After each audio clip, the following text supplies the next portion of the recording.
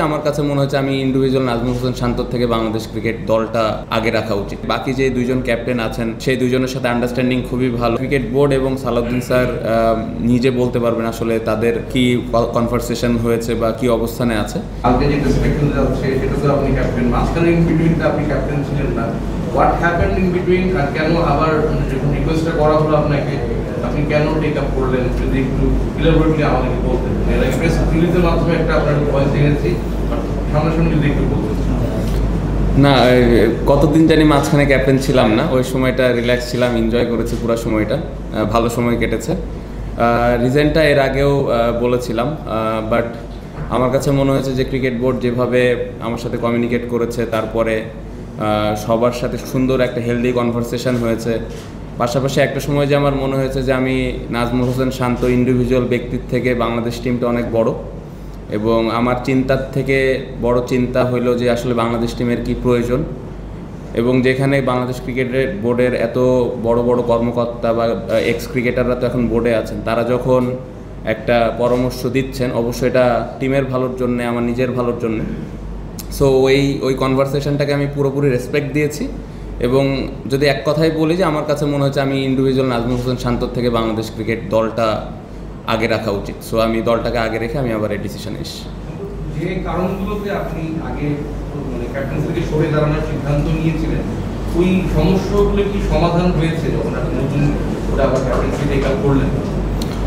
সমস্যার কথা তো আসলে খুব একটা আমি বলেছিলাম না, বাট আমার কাছে মনে হয় যে ক্রিকেট বোর্ড, যেটা আমি বললাম যে সুন্দর একটা হেলদি কনভারসেশন হয়েছে, যেই প্রবলেমগুলো হতে পারে বা যে প্রবলেমগুলো হচ্ছে ওই জিনিসগুলো কিভাবে আমরা হ্যান্ডেল করতে পারি সবাই মিলে, ওই বিষয়গুলো নিয়ে সবাই আমরা সবার জায়গা থেকে পজিটিভ ছিলাম। এবং আমি আশা করছি যে সামনের দিকে খুব পজিটিভ ওয়েতে এই দলটা আগাবে, এবং আমি বিশ্বাস করি যে ক্রিকেট বোর্ড ওই জায়গায় আমাকে পুরোপুরি সাপোর্ট করবে। ক্যাপ্টেন, মানে আমার যতদূর মনে পড়ে, যদি ভুল করে থাকি, আপনি একটা বলেছিলেন যে তিন ক্যাপ্টেন তিন ফরম্যাটে এটা মনে হয় খুব একটা প্রয়োজন নাই, বা আপনিও খুব একটা স্বস্তি বোধ করছিলেন না, হয়তো আপনি সাপোর্ট করছিলেন না যদি আমি বলি। এখনো তো দেখা যাচ্ছে যে তিন ফরম্যাটে তিন ক্যাপ্টেন, আপনারা ড্রেসিং রুম শেয়ারও করছেন একসাথে কোনো একটা ফরম্যাটে বা দুইটা ফরম্যাটে, মানে এখন কি সেই অস্বস্তিটা কাজ করবে যে তিন ক্যাপ্টেন ড্রেসিং রুমে আছে, সমস্যা? না, এটা তো আমার মনে হয়েছিল, এটা মনে হওয়ার পেছনে যথেষ্ট কারণও ছিল, বাট আমি যেটা বললাম একটু আগে যে ক্রিকেট বোর্ডের সাথে খুব হেলদি একটা কনভারসেশন হয়েছে, খুব ভালো একটা কনভারসেশন হয়েছে যে কী প্রবলেম হতে পারে, এগুলো আমরা কীভাবে সমাধান করতে পারি, এই প্রবলেমগুলোই যেন না হয়। তো সেই বিষয়গুলো নিয়ে আমরা খুবই ক্লিয়ার, এবং আমি একদমই আশাবাদী যে এই ধরনের কোনো প্রবলেম হবে না। আমি যেটা বললাম যে ক্রিকেট বোর্ডের সাথে সুন্দর কমিউনিকেশন হয়েছে আমার। সো এই জিনিসগুলো যদি আসে, তারা পাশে থাকবেন এবং ওই প্রবলেমগুলো সলভ করার চেষ্টা করবেন। তার থেকে ইম্পর্টেন্ট হলো যে বাকি যে দুইজন ক্যাপ্টেন আছেন সেই দুইজনের সাথে আন্ডারস্ট্যান্ডিং খুবই ভালো। আমরা একসাথে বসেছিলাম, বসে আমরা কমিউনিকেট করেছি যে আসলে আমাদের দলটাকে তিন ফরম্যাটে কীভাবে আমরা আগায় নিয়ে যেতে পারি, কী জায়গায় আমাদের ইমপ্রুভমেন্টের দরকার আছে। এই কমিউনিকেশনটা আমাদের মধ্যে হয়েছে, এবং আমরা তিনজনই আশাবাদী যে না, এই দলটা আর কি প্রয়োজন, আমরা ওই দলটাকে ওইভাবে নিয়ে আগায় যেতে পারবো। সো এখানে কমিউনিকেশনে কোনো গ্যাপ নেই, এবং আমি যেটার কারণে কনভিন্স যে না, ক্রিকেট বোর্ড আমাকে ওই হেল্পটুকু করবেন, যেটা আমার মাথার মধ্যে ছিল যে হয়তো প্রবলেম হতে পারে বা এটা যৌক্তিক না তিন ফরম্যাটে, যেটা আমি বলেছিলাম। বাট অ্যাজ আই সেড যে এত বড় বড় ক্রিকেটাররা যখন ওই পরামর্শটা দিয়েছেন, বা ক্রিকেট বোর্ডের এক্স ক্রিকেটাররা যারা এখন আছেন, তারা যখন একটা সাজেশন দেয় তখন অবশ্যই ভালো চিন্তা করে দেয়। সো ওটার উপরে বিশ্বাস রেখে আমি ফেরত এসেছি, এবং আমার কাছে মনে হয়েছে যে সামনে ভালো কিছু হবে।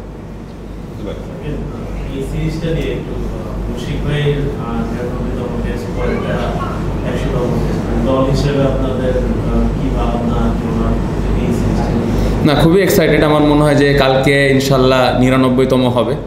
উনি ড্রেসিং রুমে থাকা অলওয়েজ আমাদের জন্য ভালো লাগার বিষয়। কারণ হলো টেস্ট ক্রিকেটটা অবশ্যই আমরা সবসময় এক্সপিরিয়েন্সকে প্রায়োরিটি দিই।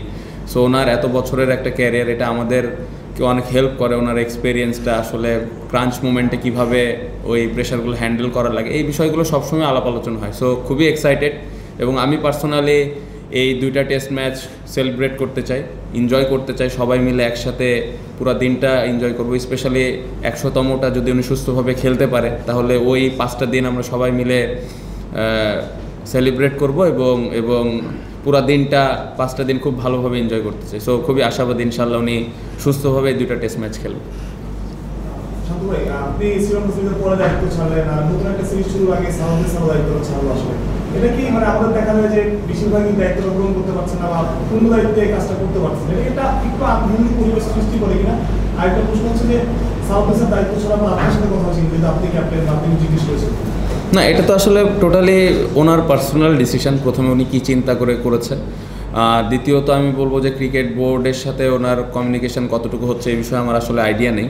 সো এটা ক্রিকেট বোর্ড এবং সালাউদ্দিন স্যার নিজে বলতে পারবেন আসলে তাদের কি কনভারসেশন হয়েছে বা কি অবস্থানে আছে। হ্যাঁ, আমার সাথে পার্সোনালি কথা হয়েছে। আমি আশাবাদী যে ক্রিকেট বোর্ড এবং তার মধ্যে ভালো একটা কনভারসেশন হবে ভবিষ্যতে, এটা আমি আশা করি। বাট যতটুকু কাজ করেছি সোফার অনেক এনজয় করেছে, এবং সবথেকে ইম্পর্টেন্ট বিষয় হলো স্যার প্রত্যেকটা ক্রিকেটারকে চেষ্টা করেন সমানভাবে দেখার, এবং প্রত্যেকটা ক্রিকেটারকে ওইভাবে প্রায়োরিটিটা দেয় যার যে জায়গায় ল্যাকিংস আছে তার ওনার অ্যাবিলিটি অনুযায়ী। বাট এই জায়গায় অনেক সময় দেখা যায় যে একটা গ্যাপ থেকেই যায় বা বাইরে থেকে অনেক মনে হয়, যেটা আমরা নর্মালি শুনতেছি, বাট এর ভেতরে আমি বলবো যে সব কিছু সত্যতা নেই। সো আমরা অ্যাজ এ ক্রিকেটার প্রত্যেকটা ক্রিকেটার হ্যাপি ছিলাম। রিসেন্টলি যতগুলো সিরিজে আমি ছিলাম এনজয় করেছে, এবং আমি বিলিভ করি যে উনি যতটুকু কাজ করেছেন খুবই ভালো কাজ করেছেন। ক্যাপ্টেন হিসেবে আপনি নতুন দায়িত্ব নিয়েছেন, টেস্ট চ্যাম্পিয়নশিপের একটা চক্র আপনি দায়িত্ব পালন করবেন এমন মনে হচ্ছে আর কি। লাস্ট চক্রটা তো আপনি ছিলেন, এইবার আপনি কোথায় ইমপ্রুভ করতে চান বা বাংলাদেশকে আসলে কত নাম্বার দেখতে চান, বা এই টেস্ট চক্রটাতে আপনার প্ল্যানটা কী?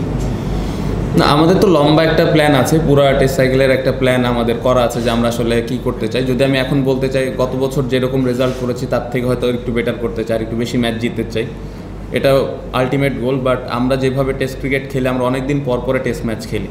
সো ইম্পর্টেন্ট হলো এই দুইটা ম্যাচ আমরা কীভাবে কত ভালো ক্রিকেট খেলতেছি। কারণ আপনি যদি দেখেন নেক্সট টেস্ট ম্যাচ আবার এপ্রিলে, আমি যতটুকু আমার মনে পড়ে। সো ইম্পর্টেন্ট হলো এই নেক্সট ম্যাচটা আমরা কত ভালো ক্রিকেট খেলি, দেন তারপরে ম্যাচটা কত ভালো ক্রিকেট খেলি। সো আমরা যদি এভাবে আগাই তাহলে একটা সময় দেখা যাবে যে এই সাইকেল শেষে আমরা কতগুলো ম্যাচ জিততে পেরেছি বা কী অবস্থানে ছিলাম। সো প্ল্যানটা এরকমই, আমাদের আলটিমেট একটা গোল আছে, বাট আমি প্রায়োরিটি দিচ্ছি এখন আপাতত এই দুইটা টেস্ট ম্যাচ। এই সিরিজটা নিয়ে একটু বলতেন, আয়ারল্যান্ডের মতো টিম যেটা আপনাদের একটা টেস্ট চ্যাম্পিয়নশিপ চক্র শুরুর আগে তাদের এগেইনস্টে আপনারা এই সিরিজটাতে আসলে কোন জিনিসগুলো চাচ্ছেন যে একটু সেটেল ডাউন করার জন্য বা এই করার জন্য আপনি কি? না, আপনি যদি টেস্ট টিমটা দেখেন মোটামুটি সেটেল আছে, দু একটা প্লেয়ার ছাড়া, আর পেস বোলারদের তো আমরা রোটেশন করে খেলাই। সো এই টিমটাতে ম্যাক্সিমাম ক্রিকেটাররা কিন্তু আছে, আলাদা বাড়তি কোনো প্ল্যান নেই। অবশ্যই যদি এই সিরিজটা আমরা ভালোভাবে খেলতে পারি তাহলে এটা আমাদের বাড়তি একটা কনফিডেন্স দিবে। বাট হ্যাঁ, টেস্ট ক্রিকেট অলওয়েজ চ্যালেঞ্জ থাকে কিন্তু। সো ওই টিমকে ছোট করে দেখার কোনো সুযোগ নেই, আমাদের সেরাটা দিয়ে আমাদের খেলা লাগবে। সো আমি আশা করবো যে আমাদের প্লেয়ারগুলো সবাই ভালোভাবে খেলতে পারবে।